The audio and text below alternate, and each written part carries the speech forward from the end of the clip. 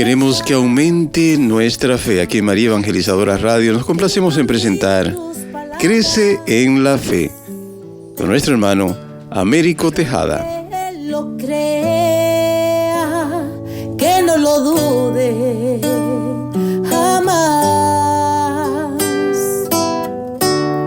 Tu palabra me dice. Saludos en este glorioso día y bendiciones a los clientes que escuchan María Evangelizadora Radio, que están sedientos de la palabra de Dios.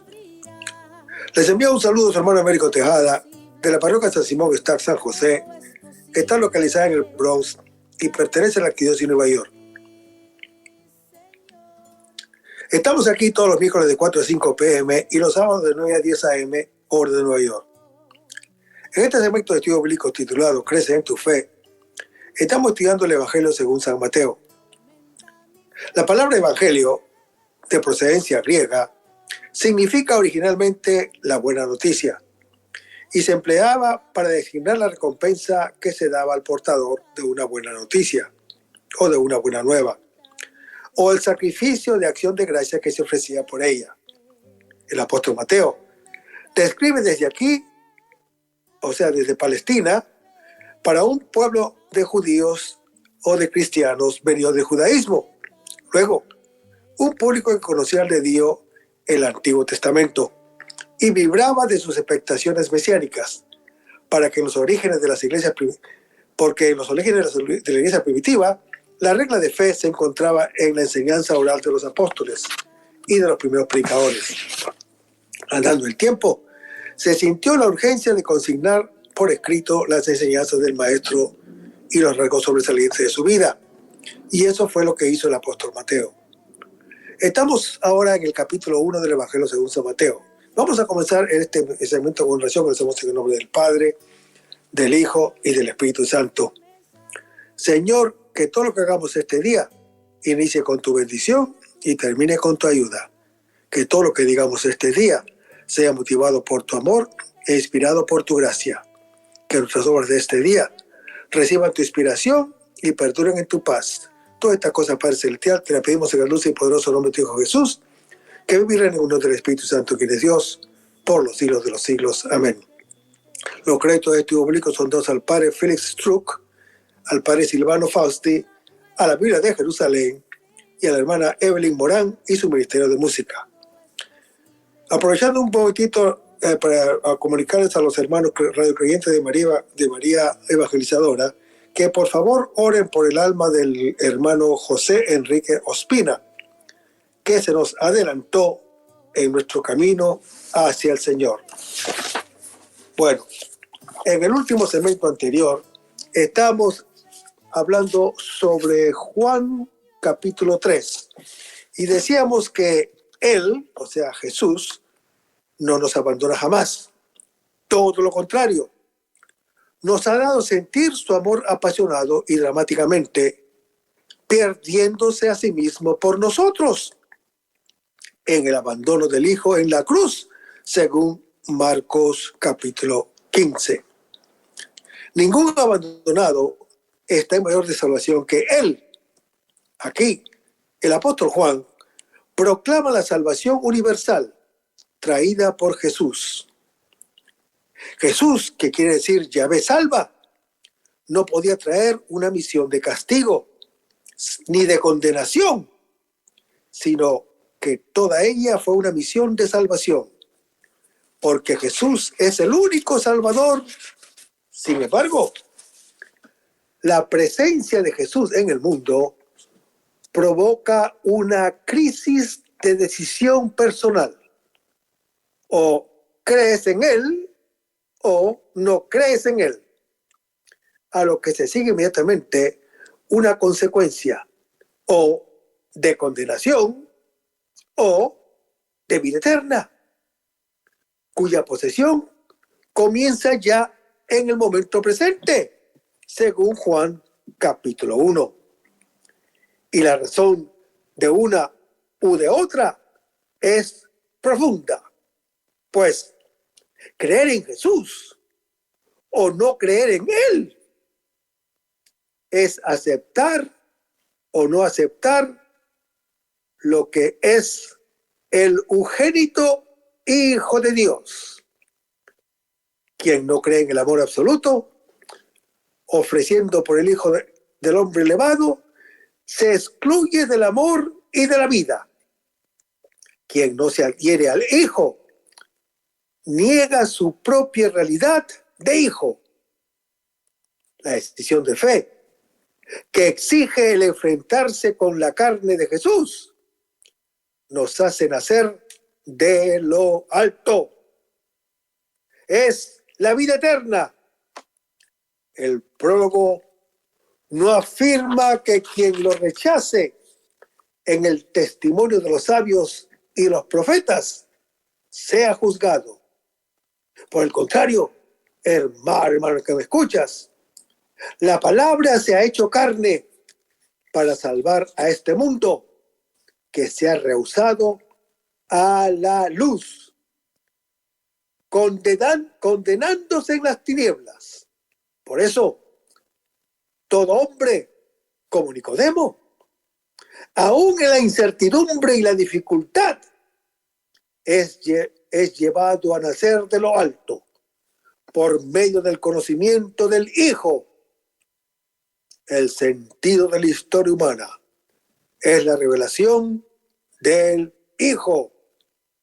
Su crecimiento hasta su estatura completa, como lo dice el apóstol Pablo en su epístola a los Efesios, capítulo 4, a fin de que Dios sea todo en todos, como lo dice en 1 Corintios, capítulo 15. Pero, volviendo a Mateo, capítulo 1, versículo 18 al 25, vemos que el nombre de Jesús es muy importante, pues en hebreo significa Jesús salva. O Dios es Salvador. Era parte de la fe explícita de Israel en que el único que puede salvar es Dios. Luego, aquel que de hecho salva es Dios. Así lo dice el profeta Isaías cuando dice: yo soy Yahvé y fuera de mí no hay Salvador, en Isaías 43.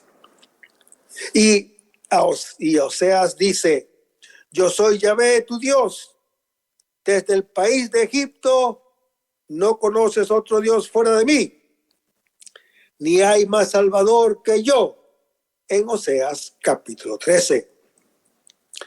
Luego, aquí, cuando el ángel insiste en que el Hijo de María será aquel que salvará a su pueblo de sus pecados, entonces dice de modo equivalente que ese niño no es otro que aquel Yahvé que en el Antiguo Testamento había hablado a los profetas. El Dios único, o sea, es una profesión de fe en la divinidad de Jesús. Esto mismo lo vemos en el nombre simbólico de Manuel, que el evangelista le da a él. De propósito traduce, que el propósito lo traduce Dios con nosotros. Hermanos, esto es importantísimo, porque los testigos de Jehová y otros no cristianos que preguntan dónde dice la Biblia que Jesús es Dios, hay que citarles entre estos textos el pasaje de Mateo 1, versículo 21 al 23, pues donde en Isaías capítulo 7, ciertamente la expresión Dios con nosotros se toma en el sentido figurativo de Dios está a nuestro favor. El apóstol Mateo, sin embargo, quiere tomarla en su sentido literal. En Jesús es Dios mismo quien vive con nosotros, pues camina en medio de nosotros, come con nosotros, ríe con nosotros. La terminología que la teología de la Iglesia de hecho ha acuñado para esto es: Dios se ha encarnado. Este término viene de Juan capítulo 1, que dice: el verbo se hizo carne. De ahí se ha encarnado. Vayamos a Juan capítulo 1, versículo 14. Hermanos, he ahí o he aquí el gran misterio de la encarnación del verbo de Dios. El verbo de que hablara el versículo 1, cuya propiedad era la existencia temporal y trascendente en Dios, ahora entra y se somete al orden de las cosas que comienzan a existir en un determinado orden. El ingreso del verbo en este mundo da un nuevo significado al mundo y hace posible un nuevo principio. La palabra carne acentúa el realismo de la presencia de la palabra, del verbo, del cosmos. No el cosmos, del logo. Asumiendo todas sus debilidades, incluso la muerte. Y más tarde se hablará de encarnación. Hermanos, así es como Dios inaugura una presencia personal y sensible entre todos nosotros. Su gloria, en otro tiempo invisible, según Éxodo capítulo 33, ahora se deja ver a través de la humanidad del Hijo, que revela la misericordia y la fidelidad del Padre. El verbo griego correspondiente a habitó significa etimológicamente erigir la tienda donde se vive.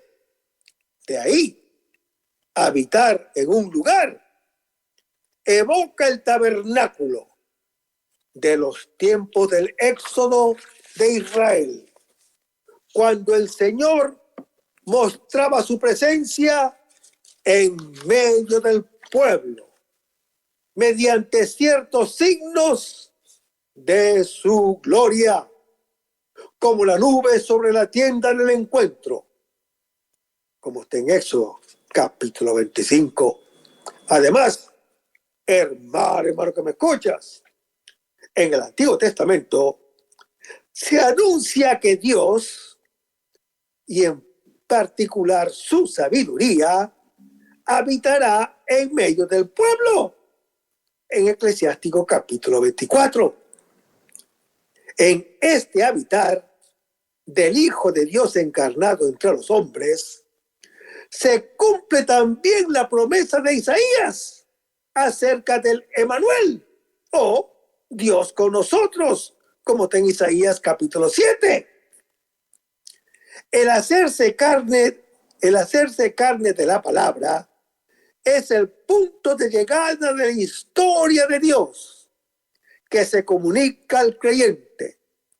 La palabra eterna, que estaba dirigida a Dios y era Dios, en un momento claramente determinado, se hizo carne, con la que cambia la forma en que Dios se comunica con nosotros. Aquel que desde siempre era y es, se hace hombre, partícipe de nuestra condición mortal. Hermanos, la palabra no toma una apariencia humana,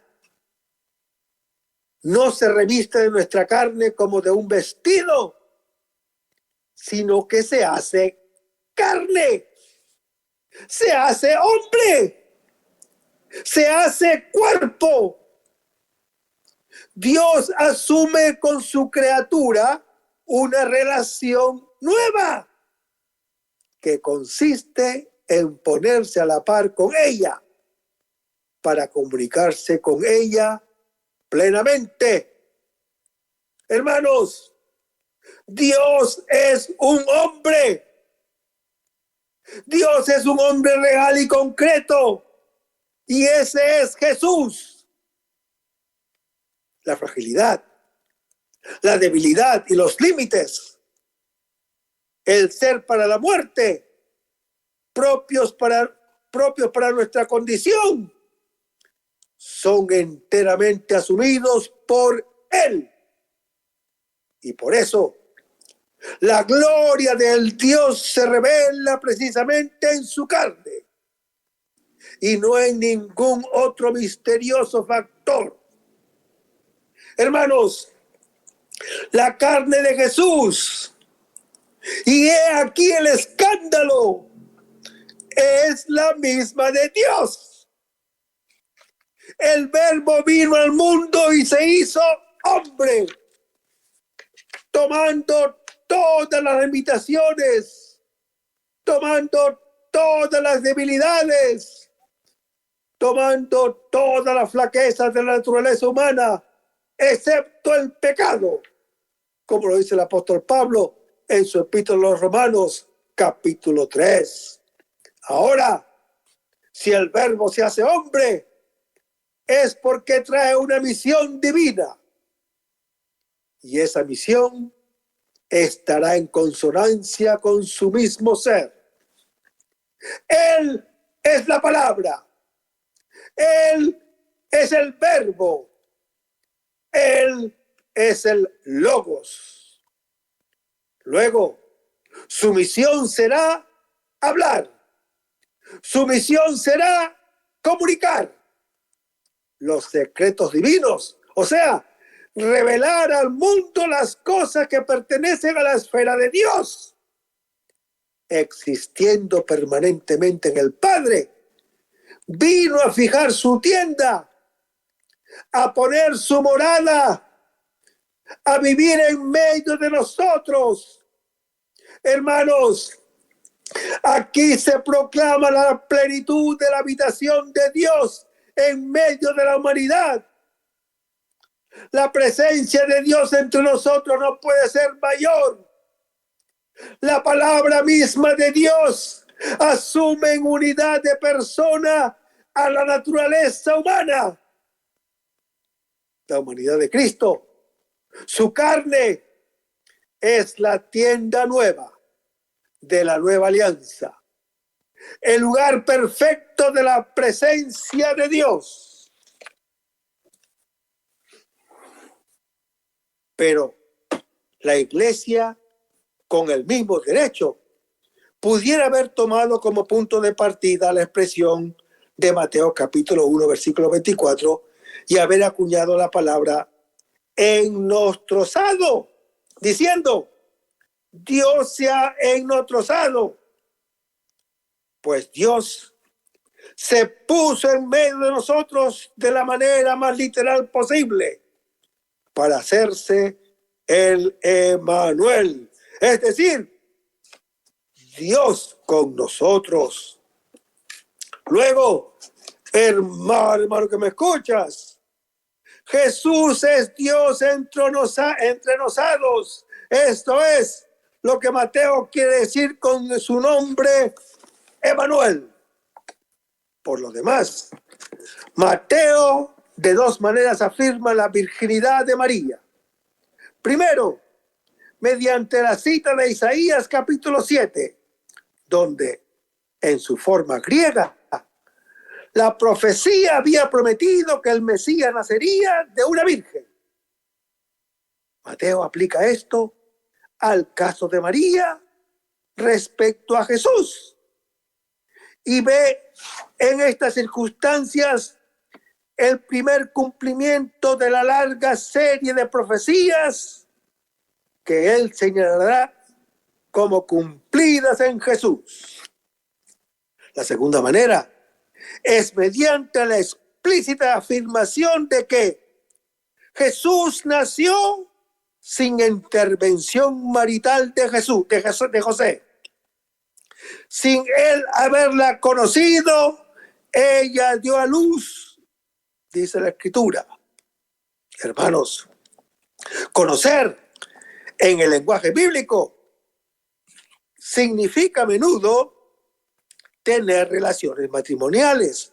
Véanlo en Jueces capítulo 11 y Jueces capítulo 21. Sin embargo, la Biblia protestante traduce: y no la conoció hasta que ella parió a su hijo primogénito. Eso de su primogénito está falsamente incluido aquí, pues no pertenece al texto de Mateo, sino de Lucas capítulo 2. Pero aquello de que hasta parió, ciertamente es traducción literal del texto original. Entonces, ¿significa esto que después de nacer Jesús, María y José han tenido relaciones matrimoniales? Y la respuesta, hermano que me escuchas, es no. Definitivamente y categóricamente no. Pues la traducción literal no es siempre una traducción correcta. Por ejemplo, si yo traduzco literalmente la expresión inglesa "they shook hands", en español quiere decir sacudieron manos. Lo traduzco muy mal, aunque literalmente to shake en inglés significa sacudir. Sin embargo, captar correctamente el sentido de la frase inglesa, para captar esa frase inglesa, por supuesto, tengo que traducir de modo no literal. Tengo que decir, se dieron la mano. Así en este caso, la expresión española "hasta que" implica una oposición entre antes sí y después no. O al revés, si digo no puede salir hasta que toque el timbre, quiero decir que sí podrá salir después que haya tocado. Pero en el idioma bíblico no es así. Allí meramente se dice lo que hasta cierto momento no se hizo, sin que implique nada sobre lo que pasó después. Por ejemplo, y ahora quiero que pongan mucha atención, sobre todo esos hermanitos que distorsionan las escrituras. Por ejemplo, en 2 Samuel, capítulo 6, versículo 23, para ser más específico, se dice que Mical no tuvo hijos hasta que murió. Ahora vamos a traducir esto correctamente. ¿Acaso quiere decir esto que después de que murió sí comenzó a tener hijos? ¡Claro que no!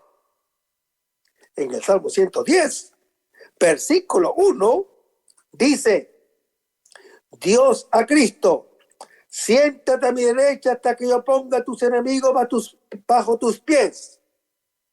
¿Qué significa esto?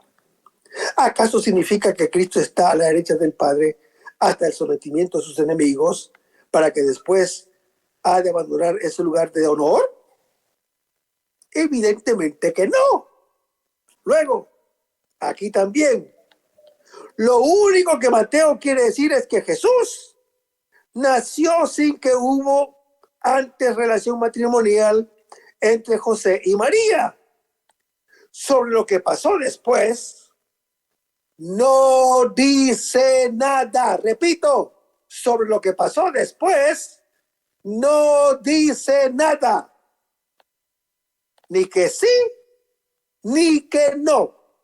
Luego, está mal traducida la frase de la Biblia protestante, pues por Juan capítulo 19 sabemos que María no tenía otros hijos, pues de otra manera Jesús no habría podido encargar el cuidado de su madre a una persona ajena a su familia, como lo era Juan el Evangelista. Vayamos a Juan capítulo 19, versículo 25 al 27, donde leemos que Jesús dice: mujer, ahí tienes a tu hijo. He aquí a tu madre. Son las últimas palabras que Jesús dirige a su madre y al discípulo amado. El Rey de la Gloria continúa su juicio. A los que los crucifican, les regala sus vestiduras. A la madre le entrega el discípulo y al discípulo la madre. Después de esto, hermano que me escuchas, él sabe que todo está cumplido. Ha llevado a término su misión como hijo y luego entregará su espíritu. Jesús, antes de morir, manifiesta su amor al proveer a la madre que ya carecía de esposo y está perdiendo al hijo único. Al entregar al discípulo a la madre tiene a quien amar y el discípulo tiene a quien lo ama. Este discípulo, que es Juan, testigo de lo que ha visto en la cruz, será el primero en llegar al sepulcro y en creer, como lo dice Juan, capítulo 20. Reconocerá desde la barca al resucitado, en Juan, capítulo 21. Él, a través de su evangelio, canta el amor del Hijo. Parece extraño el apelativo mujer dirigido a la madre. Ya aparecen las bodas de Caná. Cuando hay sed de vino, bueno. Y se habla de la hora en Juan capítulo 2. Hermanos, así Jesús se dirige también a la samaritana, que tiene 6 maridos y ningún esposo. Cuando hay sed de agua viva, y ha llegado la hora en la cual se adora al Padre en espíritu y en verdad, como está en Juan capítulo 4. Así Jesús se dirige también a la adúltera, cuya sed de amor la condujo a la muerte, en Juan capítulo 8. Así llamará en fin a la Magdalena llorosa cuando busquen a Jesús en Juan capítulo 20. Hermanos, la Santísima Virgen María mantuvo fielmente su unión con el Hijo hasta la cruz, junto a la cual, no sin designio divino, se mantuvo erguida, sufriendo profundamente con el unigénito y asociándose con entrañas de madre a su sacrificio, consintiendo amorosamente en la inmolación de la víctima que ella misma había engendrado. Y finalmente fue dada por el mismo Cristo Jesús, el Cristo agonizante en la cruz, como madre al discípulo amado. Las palabras de Jesús a su madre y al discípulo muestran su amor filial a la Santísima Virgen. Además, al declarar a María como madre del discípulo amado, la introduce de un modo nuevo en la obra salvífica, estableciendo la maternidad espiritual de María sobre todos los creyentes, entregándonos filialmente a María. El creyente, como el apóstol Juan, acoge entre sus cosas propias a la Madre de Cristo y la introduce en todo el espacio de su vida interior. Es decir, en su yo humano y cristiano. Hermanos, El pasaje de María al pie de la cruz es de importancia capital para comprender el papel en el plan salvífico de la salvación de los creyentes toca a la Virgen María, la Madre de Jesús. Las palabras que Jesús dirige a la Madre y al discípulo son aquellas que en el cuarto evangelio deben comprenderse en dos niveles, porque miran dos perspectivas. Son palabras que entrañan dos sentidos homogéneos. Uno, llano, de superficie, fácilmente comprensible, y otro, de profundidad, en el que principalmente se hallan las intenciones doctrinales del autor. Primero, el sentido llano. Jesús, clavado en la cruz y a punto de morir, viendo que su madre queda sola, la confía con el amor filial a los cuidados del discípulo que más quiere. Por eso el evangelista completa: y desde aquella hora la recibió el discípulo en su casa. Segundo, el sentido profundo. Hermanos, este sentido de profundidad es el que ocupa el primer lugar en las intenciones teológicas del evangelista. Para comprender hay que atender el análisis detenido de cada una de las palabras del relato y a los pasajes paralelos del mismo cuarto evangelio. A saber, Jesús está en lo alto de la cruz. El Jesús del evangelio de San Juan da la impresión de ir guiando cada uno de los acontecimientos de su pasión. Desde allí contempla el cuadro de personas que lo acompañan. Son 5. Fija entonces su atención en 2 de ellas, en la madre y en el discípulo a quien ama. Es de advertir que el evangelista no escribe habiendo visto a su madre, sino simplemente a la madre. Y de nuevo escribe, dice a la madre. La razón de esto es que en la mente del evangelista, María va a pasar a ser la madre de Jesús. Va a pasar a ser de la madre de Jesús a la condición de ser la madre, en un sentido más amplio. Será la madre de todo discípulo. Será la madre de todo creyente, objeto del amor de Cristo. La expresión mujer encierra especialmente veneración y respeto. Sin embargo, no es normal en esos momentos supremos de dolor. La expresión que brotaría espontáneamente sería madre o mamá.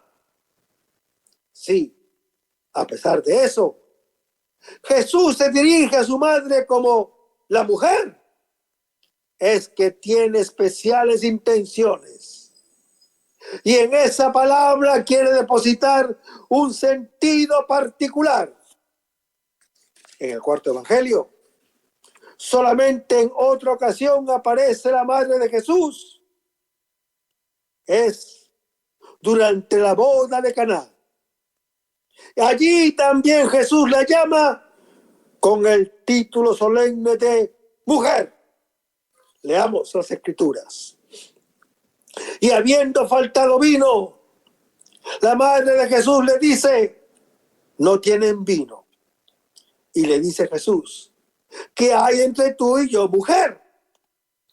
Todavía no llega mi hora.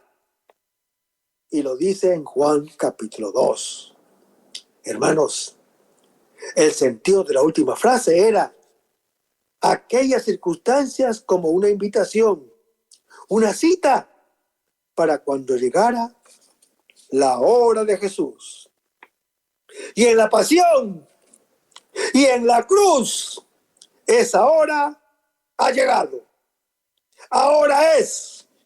Pues bien, hermano que me escuchas, en la boda de Caná, su madre intervino para que Jesús manifestara su gloria con su primer signo, la conversión del agua en vino, el último día de la semana de su epifanía mesiánica. Ahora, al pie de la cruz, en el momento de su exaltación mesiánica, el Hijo del Hombre, ¿cuál será la intervención de su madre? ¿Qué papel va a jugar? ¿Qué función va a desempeñar? Hay que notar, desde luego, la presentación bien estudiada que las palabras de Jesús hace el evangelista. A primera vista, es la madre quien es encomendada a los cuidados filiales de su discípulo amado. Pero la realidad es totalmente otra. Es el discípulo preferido quien es encomendado a los cuidados maternales de la mujer. Por eso dice Jesús: mujer, he ahí a tu hijo. Y luego, como subrayando la misión que acababa de recibir la mujer, a manera de recomendación, dice al discípulo: he ahí a tu madre. Por consiguiente, hermano que me escuchas, Jesús invita, por una parte, a la mujer a que intervenga en un papel maternal respecto al discípulo fiel y creyente, que juega en estos momentos el papel de tipo y representante de los futuros discípulos y de los futuros creyentes de todos los tiempos. Y por otra parte, ordena al discípulo que en esa mujer reconozca y reciba a su madre. Y es lo que el evangelista afirma haber hecho cuando dice: y desde aquella hora la recibió el discípulo en su casa. En otras palabras, hermano que me escuchas, María, al pie de la cruz, es declarada madre espiritual de la iglesia que está naciendo. Desde el día de la encarnación, María, al ser madre de Jesús, cabeza, quedó convertida en madre de su cuerpo total. Pero en el Calvario, cuando Jesús engendre definitivamente a su iglesia, María recibe oficialmente su misión maternal respecto de ella. En otra perspectiva teológica, María no es aquí únicamente la madre de Jesús, sino que es la mujer, la compañera, la ayuda que está con Jesús en el momento supremo que salva el mundo. En este sentido, si Jesús es el hombre nuevo, María es la nueva mujer. Para el evangelista San Juan, en el momento en que Jesús está elevado de la tierra, atrayéndose a todos hacia sí, un mundo nuevo está por comenzar. Una humanidad nueva está por nacer. Allí está Él, el hombre nuevo, Allí está ella, la nueva mujer. Ella recibe de labios del Hijo del Hombre su nueva misión. Será la madre del discípulo de Jesús. Esto es, de todo aquel a quien, siendo objeto de su amor salvífico, le comunique vida eterna. En otras palabras, hermano que me escuchas, en este pasaje de Juan 19, fundamenta positivamente la doctrina según la cual la Virgen María, Madre de Jesús, es a la vez Madre de la Iglesia. Esto es, de la comunidad de todos los creyentes, de todos los pueblos. Bendito y alabado sea el nombre del Señor. Vamos ahora al capítulo 2 del Evangelio según San Mateo. Vamos a leer del versículo 1 hasta el versículo 12. Jesús nació en Belén de Judea, en tiempo del rey Herodes. Unos magos de Oriente se presentaron a Jerusalén preguntando: ¿dónde está el que ha nacido, el rey de los judíos? Porque vimos su estrella en el oriente y hemos venido a adorarlo. Al oír esto, el rey Herodes se sobresaltó y con él toda Jerusalén. Convocó a todos los sumos sacerdotes y a los maestros de la ley y les preguntó por el lugar del nacimiento del Mesías. Ellos le contestaron: en Belén de Judá, pues así está escrito por el profeta. Y tú, Belén, tierra de Judá, de ningún modo eres la menor entre los príncipes en las principales ciudades de Judá, porque de ti saldrá un jefe que será el pastor de mi pueblo Israel. Entonces Herodes llamó en secreto a los magos y por sus datos precisó el tiempo en que había aparecido la estrella. Luego los envió a Belén y les dijo: id y averiguar todo lo que podáis sobre este niño, y cuando lo encontréis, avisadme para que vaya yo también a adorarlo. Ellos, después de oír al rey, se marcharon, y he aquí que la estrella que habían visto en Oriente iba delante de ellos, hasta que fue a posarse en el lugar donde estaba el niño. Al ver la estrella, se llenaron de una inmensa alegría. Entraron a la casa y vieron al niño con María, su madre, y postrándose, lo adoraron. Abrieron luego sus cofres y le ofrecieron regalos: oro, incienso y mirra. Luego regresaron a su país por otro camino, pues fueron avisados en sueños que no volvieran a donde estaba Herodes. Dice: ¿dónde está el rey de los judíos que ha nacido? Preguntan los magos. José, hebreo, prometido de María, con la ayuda de la palabra del ángel, sabe dónde está el Mesías. Tan solo debe reconocer y acoger el don.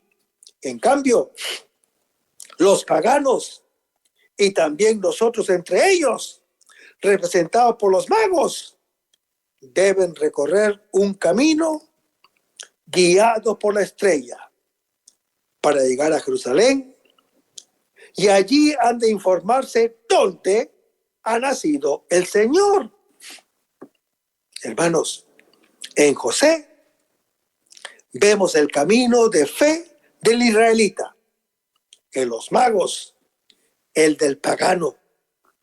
Encontrar al Dios con nosotros, aquel que nos salva de nuestros pecados y de nuestros fracasos, es el deseo de todo cristiano.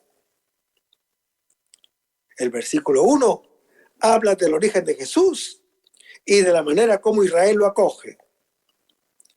El capítulo 1, no el versículo, capítulo 1. Y el capítulo 2 habla de su futuro y del modo como todos se encuentran con Él. También Él recorrerá un camino, el mismo de su pueblo. La bajada a Egipto con la Shoah de los inocentes y la subida con el regreso a la tierra. El Nazareno, en su bajada y subida, en su muerte y resurrección, realizará todas las promesas hechas por Dios a su pueblo. La pasión, glorificación, es el tema de este capítulo. La historia de los magos siempre ha impactado la piedad popular. Los ha considerado como reyes, basándose en Isaías capítulo 60 y en el Salmo 72. Su número en nuestra tradición es de 3, según los dones que ofrecieron. Representan a Sem, Cam y Jafet, los hijos de Noé. A toda la humanidad, primicias de la iglesia. Sus reliquias se encuentran en Köln, Alemania, como botín preciado de Barbarroja, que Barbarroja sustrajo en 1164 a la iglesia de San Eustorgio, antes de destruir la ciudad de Milán. Sus nombres llegaron a ser Gaspar, Melchor y Baltasar. Y en ciertas regiones, al inicio del Año Nuevo, se escriben sobre las puertas como protección de las personas y de los animales. Su suerte está ligada al hecho de que nosotros, que hemos llegado a la fe, procedente del paganismo, nos identificamos con ellos.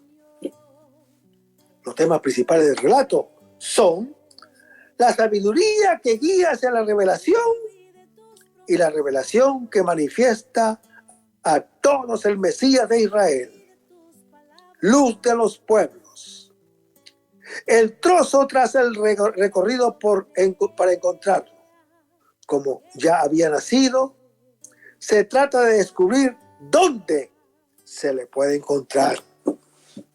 Hermanos, el Salvador se halla presente ante todo en la estrella que representa la sabiduría, principio de toda búsqueda.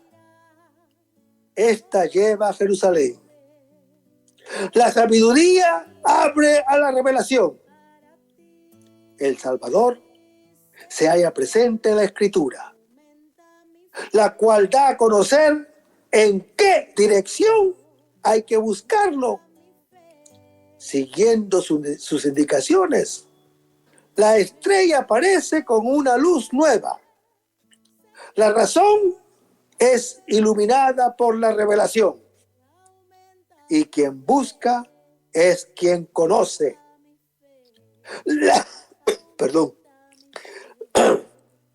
La alegría del corazón finalmente indica con precisión dónde se le encuentra. Allí es donde se le adora y se le entrega el propio tesoro. Y el Señor se halla presente en la adoración, que es llevar a la boca, en el beso de comunión con Él y en el tesoro de quien se entrega como Él se ha entregado. En este intercambio de amor recíproco, Dios es finalmente todo en todos, como lo dice 1 Corintios, capítulo 15. Hermanos, el camino se recorre para descubrir el lugar donde ha nacido el rey. Y el rey nace donde se recorre este camino. La primera palabra que Dios dijo a Adán fue: ¿dónde estás? En Génesis capítulo 3. Para que él también le preguntara por su parte: ¿dónde estás? Y así los dos pudieran encontrarse. El lugar del creyente es Dios, y el lugar del Dios con nosotros es el creyente. En este relato se presenta la Navidad del alma, el nacimiento del que cree en Dios y de Dios es en el creyente. Es una generación gradual en 5 momentos. El considerar estar con la estrella, de la inteligencia que abre para desear y seguir la propia estrella. La escritura revela a aquel a quien deseamos la alegría del corazón, que muestra dónde está Él, la adoración y en fin la entrega de sí mismo a aquel que ya se ha entregado. Aunque nosotros sepamos el lugar material donde Él nació, eso no basta. Debemos realizar en primera persona el itinerario de los magos, con la fatiga de un camino nocturno, lleno de fascinación y de miedos, lleno de deseos y de esperanza, y lleno de incertidumbres, bajo la guía de una estrella móvil que aparece y desaparece. De lo contrario, somos como Herodes, que quiere darle muerte, o como los escribas y los sacerdotes, cuyo conocimiento sirve para dar indicaciones a quien quiere darle muerte. San Agustín nos dice: el alma está más presente donde ama que en el cuerpo que anima. Hermanos, el de los magos es el camino del amor que, a través de la búsqueda y de la inteligencia y de la revelación, la alegría y la adoración, llega a la entrega de sí mismo. En este gesto nosotros nacemos en Él y Él en nosotros. Su lugar llega a ser el nuestro. En el trozo existe una división dramática que cada uno encuentra dentro de sí mismo. Juzgar o no juzgar al seguir los deseos profundos del corazón. El que es lejano busca e interroga, y así encuentra con alegría. El cercano sabe dónde está el Señor, pero no lo busca. Interroga la escritura, pero no se deja interrogar por ella, y así tratará de darle muerte. Y el resto, hermano que me escuchas, lo vamos a ver en el próximo segmento. Vamos a despedirnos con una oración y lo hacemos en el nombre del Padre, del Hijo y del Espíritu Santo. Señor, ayúdanos a conservar el fervor espiritual, la dulce y confortable alegría de evangelizar, incluso cuando hay que sembrar entre lágrimas, como Juan el Bautista, como lo hicieron los apóstoles Pedro y Pablo y los otros apóstoles, y también esa gran multitud de evangelizadores que se han sucedido a lo largo de la historia de la Iglesia Católica, con un ímpetu interior que nada ni nadie sea capaz de extinguir. Señor Jesús, que sea esta la mayor alegría de nuestras vidas entregadas al Evangelio. Y ojalá que el mundo actual pueda así recibir la buena nueva de tu Evangelio, porque tenemos la tarea de anunciar el reino de Dios y de implantar tu iglesia en este mundo que todavía no te conocen.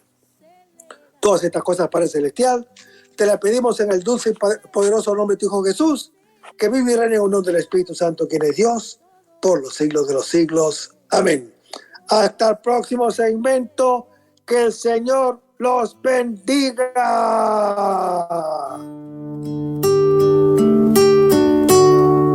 Aumenta mi fe, Señor, aumenta mi fe. Aumenta mi fe, Señor, aumenta mi fe. Que nunca olvide tus promesas, que nunca olvide tus palabras, que Él lo crea, que no lo dude jamás. Tu palabra me dice, todo el que pide se le dará, y el que toque a la puerta se le abrirá. Todo es posible para ti, Señor. Aumenta mi fe, Señor, aumenta mi fe. Aumenta mi fe, Señor, aumenta mi fe. Aumenta mi fe, aumenta mi fe. Aumenta mi fe, aumenta mi fe. Aumenta mi fe, aumenta mi fe. Aumenta mi fe, aumenta mi fe, Señor.